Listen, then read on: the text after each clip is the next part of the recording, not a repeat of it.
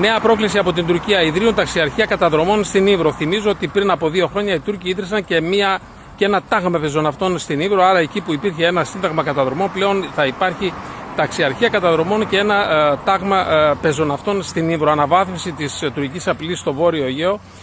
Θυμίζω ότι αυτό εντάσσεται στα πλαίσια της δημιουργίας νέων βάσεων στρατιωτικών διοικήσεων με επιθετικό προσανατολισμό σε όλο το Αιγαίο και έναντι της Κύπρου στην Ανατολική Μεσόγειο. Ένα σχέδιο που είναι σε εφαρμογή εδώ και 2 χρόνια με την νέα ταξιαρχία καταδρομών στην Ύβρο. Οι Τούρκοι πλέον θα διαθέτουν 26 συνολικά ταξιαρχίες καταδρομών και σχετικά με το σχέδιο αυτό της αναβάθμισης της επιθετικότητας της Τουρκίας εναντίον της Ελλάδος θα μπορούμε να αναφέρουμε ότι ίδρυσαν τα τελευταία 2 χρόνια ένα σώμα στρατού αποβατικό στο Τσανάκαλε, στην άρα του Τσανάκαλε. Επίσης στην ίδια περιοχή ιδρύθηκε η τρίτη ταξιαρχία πεζοναυτών το τελευταίο διάστημα, όπου ένα τάγμα πεζοναυτών έχει έδρα, όπως προανέφερα, την Ύβρο. Όλα αυτά αποτελούν στοιχείο απειλής για το Βόρειο Αιγαίο. Ιδρύθηκε επίσης η 16η κύρια αεροπορική βάση στον Τάλαμεν έναντι της Ρόδου, Νότιο Αιγαίο.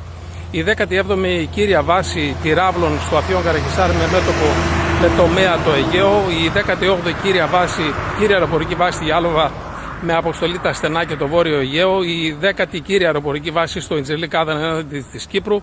Η τρίτη ταξιαρχία πεζοναυτών στην Αλεξανδρέτα έναντι της Κύπρου, καθώς επίσης και η 12η ταξιαρχία καταδρομών στο Οσμάνιε επίσης έναντι της Κύπρου. Άρα βλέπουμε μια συνολική αναβάθμιση και θα πρέπει να προσθέσουμε επιπλέον και το γεγονός της ίδρυσης μικρών βάσεων drones θαλάσσης, τα οποία θα έχουν ως κεντρική διοίκηση στα δίδυμα έναντι του Φαρμακονησίου. Μια συνολική αναβάθμιση της τουρκικής απειλής και με τελευταίο στοιχείο αναβάθμιση της τουρκικής απειλής έναντι της Ελλάδος και της Κύπρου, με τελευταίο στοιχείο αυτό που ανέφερα στην Ύβρο, όπου πλέον θα διαθέτει και ταξιαρχεία καταδρομών και ένα τάγμα πεζοναυτών.